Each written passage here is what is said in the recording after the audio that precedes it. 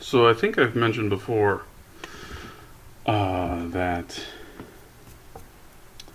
things like 2/3 and pi and e, square root of 7, are not numbers. They can't be. They can't possibly be. The basic reason is that we don't say things like 5 dogs is a number. The 5 component, that's the number. And that number component is the same as when we have 5 pounds of yogurt. 5 pounds of yogurt is not a number. 5 dogs is not a number. The 5 component is a number. And like when we're looking at things like negatives, well, you can have a -5. The 5 component is the number, not the -5. Or when you have 5i, the 5 component is the number, not the I or the 5i, right? It's the same. Dog isn't a number. 5 dogs isn't a number. 5 is a number. -5 isn't a number. 5 is a number. +5 isn't a number. 5 is a number. So integers are not actually numbers. Okay? And if you're actually counting anything, you're not accessing the numbers. You're invoking the numbers. Okay? So set theory and mathematics actually do not have access to numbers. Fundamentally, they don't. The numbers exist in some separate domain, and they call upon them, but they don't do any work over them. They don't operate over them, right? This is actually very, very easy to see because you can set up a situation that will trivially demonstrate that you can get 1 plus 1 to equal anything. You can get 2 plus 2 to equal anything. And it's funny to me that people use like, oh, well, 2 plus 2 is 4 as like some statement of like obvious fact, and like people who don't accept that are idiots, and things like that, because it's actually the people that are saying those things that are stupid, right? Because 2 plus 2 is not necessarily 4. Under certain conditions, it will reliably be 4, but even there, not necessarily, right? So considering those conditions being that we're using commensurate units, right? So like 2 apples plus 2 apples gives you 4 apples. Okay, but 2 apples plus 4 rocks doesn't give you 4 rocks or 4 apples or 4 anything other than like things you can hold in your hand. Like, I mean, you can make a category for that, but it is a different unit from either apples or rocks, right? 2 apples plus 2 rocks is still 2 apples, so 2 plus 2 is 2. 2 apples plus 2 rocks is still 2 rocks, so it's still 2 plus 2 is 2 for a different reason. And 2 apples plus 2 rocks is no penguins, so 2 plus 2 is 0. It depends on what your units are, right? Okay, and you can see this really easily, like, because when you graph stuff, you'll have like axes that are perpendicular to each other. What that is, it's a different unit. It's a different kind of thing, right? That's what's happening there, right? So like your x and y axes, they're perpendicular to each other because they don't relate to each other. This is how you get problems with division by 0, because what does a division by 0 give you? Anything, absolutely anything. 7 divided by 0, what is that? It might not be a number. It might be any particular number. It might be all of the numbers. It might be any number of numbers, right? I don't know. We don't have a way of determining that.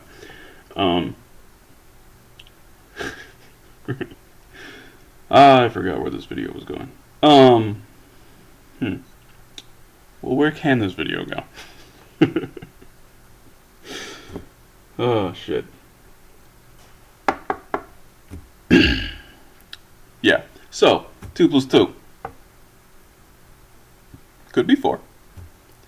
But, using that as like a standard of intelligence is pretty goddamn stupid, right? Oh, yeah, I remember now. Okay, so a similar issue arises with how we think about things like infinity, like seeming paradoxes that arise with infinity, right?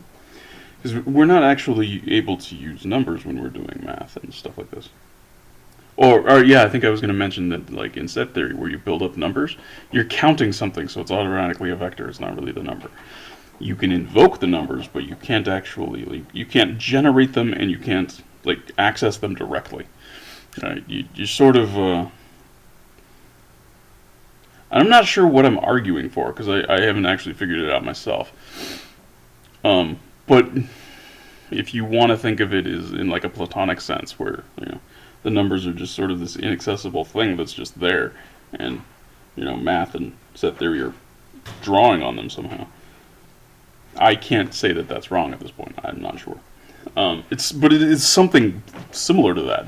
The effect is basically that. Yeah. So one thing I wanted to mention was your sense of like number lines and how infinity works, right? So say we've got. It doesn't really matter. We just start somewhere. We've got a line, right? Okay, that's all on camera. Okay. So this goes out to infinity. That's a terrible infinity. There we go. Okay. So this could be, we could start counting from anywhere and have like, whatever, just whatever. But here, let's make it 0. That's fine. Let's make it 0, and we go out to infinity. So we've got basically our number line, and here we've got 1. Let's make it interesting and say this is 2, and this is 3, because it doesn't matter. And this is 4, and this is 5, and this is 6, because it really doesn't matter. So I'm just going to fuck with your intuitions here. Okay, doesn't matter. The distance from 0 to 1, it's the same size as 1 to 2, it's the same size as 2 to 3, right? Okay, so these are invocations of the actual numbers, right? These are things that you can count to. You can count to nothing. You can count to 1. And actually, every time you start counting, you start at 0, right? Because you have to, say you're counting books on a shelf. You're probably going to pick an edge of the shelf to start from. That's your 0. You don't say 0, but the act of counting doesn't begin until you've established your 0 point. So you always start counting with 0. Okay? 0, 1, 2, 3, 4, 5, 6. There's a reason, like, all of the fucking languages that have a sense of numbers name these things and pretty much these things alone. Okay? You might have like some as like, or many, or, there's vague concepts like that, sure, but if you actually ask somebody to like count anything, there isn't a language, there isn't a human language where anybody's going to be like, oh, that's a half. 0, a half, 1. Nobody's doing that shit. Okay? A half isn't a number. You know this intuitively. Every human being knows this intuitively. How do you have half of a finger? Right? Like, say you chopped off my index finger at that first joint right there. Is that a half a finger or is it a finger? Well, it's my finger. If that's what's left of it, that's my finger. Right? You can say like I have a deformed finger, or like my finger was injured or something like that. But you're going to say it that way. You're not going to say, oh, your half finger was damaged. Nobody says that shit, okay? Because these are the numbers. Right? Fundamentally, that's it. When we go into math and when we start playing with this stuff, what we're doing is we're playing with vectors because we've counted something. It is now a vector. It has a unit. What we've done is we've counted something. Okay. We can then draw out the vector, right? And now we notice, wait, there's this distance here, and we can start playing with that and cutting that up and looking at it, and that's how we get at fractions and transcendentals and all that bullshit, right? Square root of 2 is in there somewhere, shit like that. Square root of 2 is over here. But yeah, whatever. So like those interesting things, they're not actually numbers, okay? So now, right? You've got this problem that, like, I'm probably gonna fuck up the notation, but whatever. I'm just gonna do this and say we've got these guys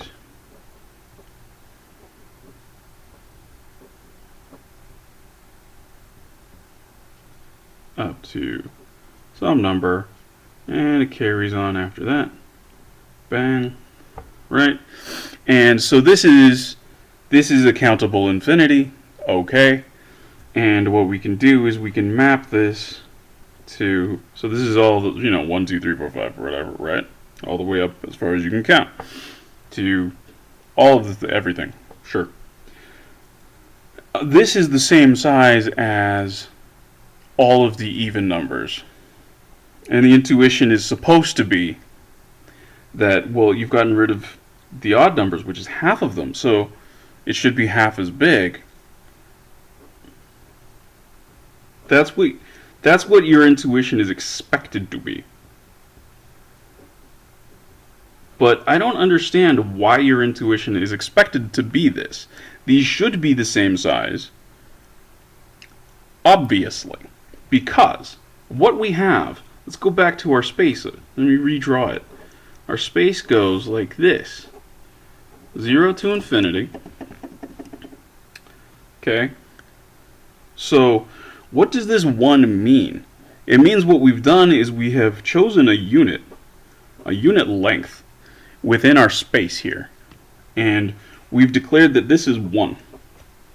Okay? And we can put as many of these in this space as we want.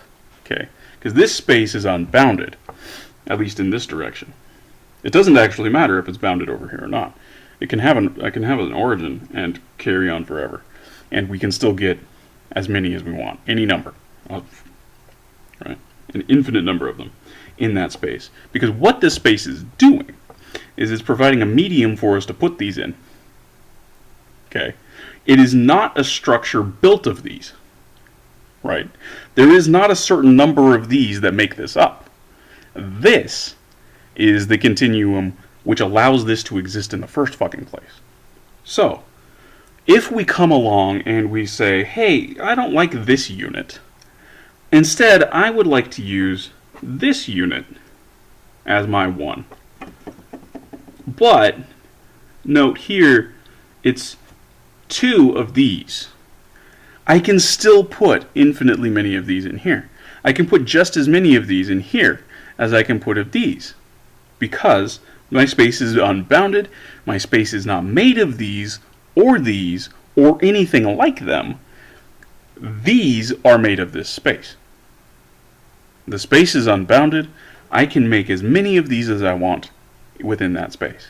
I can make all of the possible numbers of these and have infinite spaces between them within this space. Because that's how this works, right? Your intuition is wrong because you're thinking that it's about the numbers. Math is never about the numbers. Math is always about the units. And what is the unit doing here? This unit is a chunk of this space, which is unbounded. That's what infinite means.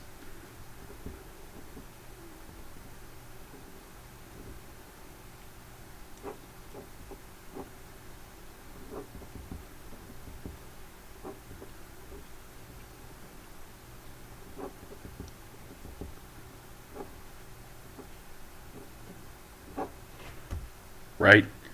Infinite, there's no finish. It does not finish. There is no end. It does not end. Infinite, there's no end to it. It's not made of units. The units are made of this. You're thinking about it wrong. You're thinking about the numbers. That's the wrong way to go about everything. Right? These are both the same size.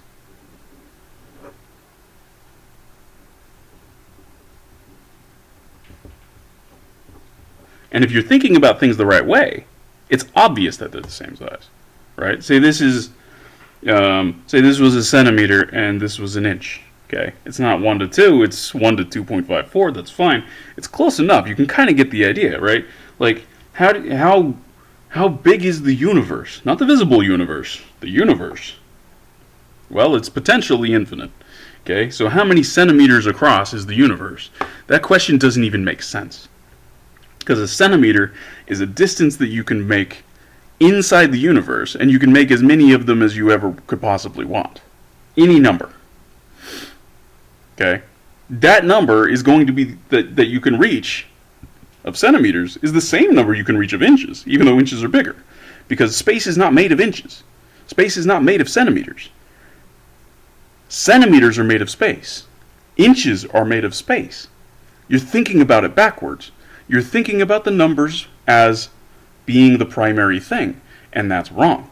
The units are the primary thing, and units are always made of something, right? There's always something that they're coming from, and that may or may not be unbounded, but,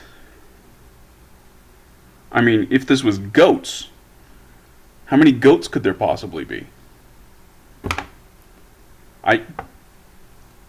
This is not a wrong answer, because, I mean, I haven't defined things. I haven't defined our time scale. I haven't defined anything. Right? You could have any number of goats over an infinite time span. Right? Over an infinite space. Even in the real world, it's not really wrong to say that the number of goats could be infinite. Okay? Goat is a unit. Right? So you know, what if we have pygmy goats and like regular goats?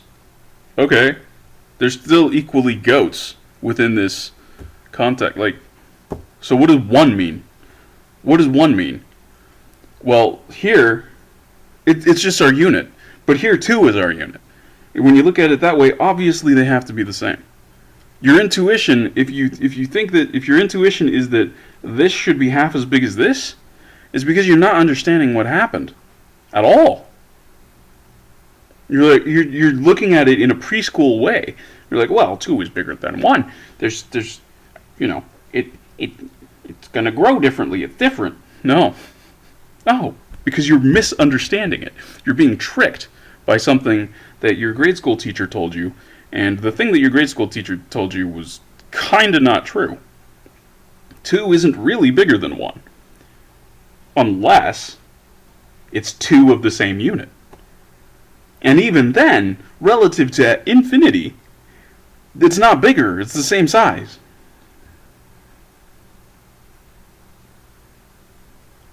And this is obviously true. This is necessarily obviously true. Anyway.